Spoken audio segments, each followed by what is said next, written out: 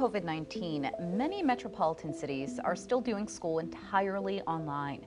That's posed challenges for single parents who can't work from home or can't help their children and work from home at the same time. All this week, with a team of journalists across the country, we are exploring help for students and their families who have been set back by the pandemic. Sassy, Olmos shows us a nonprofit in Nashville working to ensure kids from single-parent homes continue learning. My name is Tristan.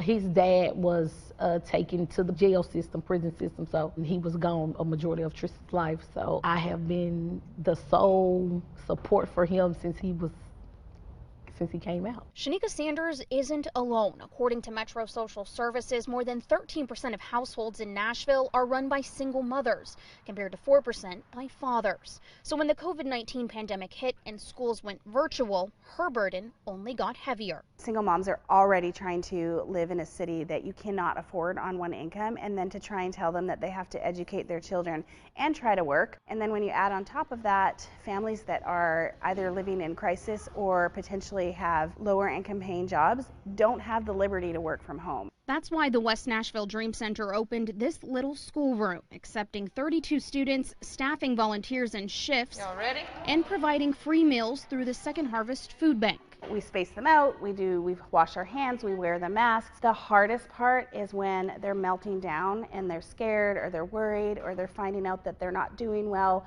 or they can't read or their computer crashes all of the time. Due to COVID-19 safety guidelines, space, and volunteers, the center can only help a couple of dozen of the thousands who need the support. We had to say no to tons of kids. I think the only solution is for other organizations, specifically churches, to open up their spaces and allow people to come in and access the safe space that could be provided. The kids that are in second grade and read at a kindergartner level will get the support that they need to actually be successful. About 600 students in Metro Nashville public schools still have not logged in for the school year. That's not including students who were never even enrolled. So it's support like this, Sanders says, that's made all the difference. Just the reports that I get from Tristan's teachers on how well he's doing, keeping them logged on. Here, I like to play basketball. I like the people who help us a lot. And just ensure that he's going to get what he needs. So it's been a tremendous help for me. And when the kids go back to school, that's when the Dream Center says they'll see the real fruits of their efforts. They're hoping that the kids won't be behind in their studies, but possibly even ahead. Reporting in Nashville, I'm Sassy. Olmos. Back to you.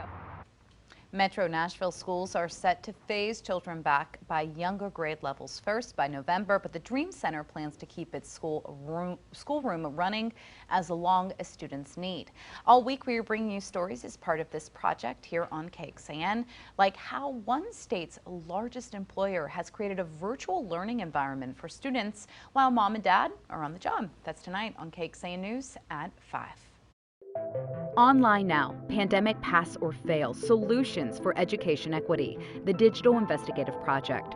Check out our latest work, interactive data features, and a behind-the-scenes video about why we're tackling this topic. Explore stories from our team of journalists across the nation, by location or by topic, plus resources about the solutions we are discovering and ways you can join the conversation. It's all online now. Just search for Pandemic Pass or Fail on our homepage.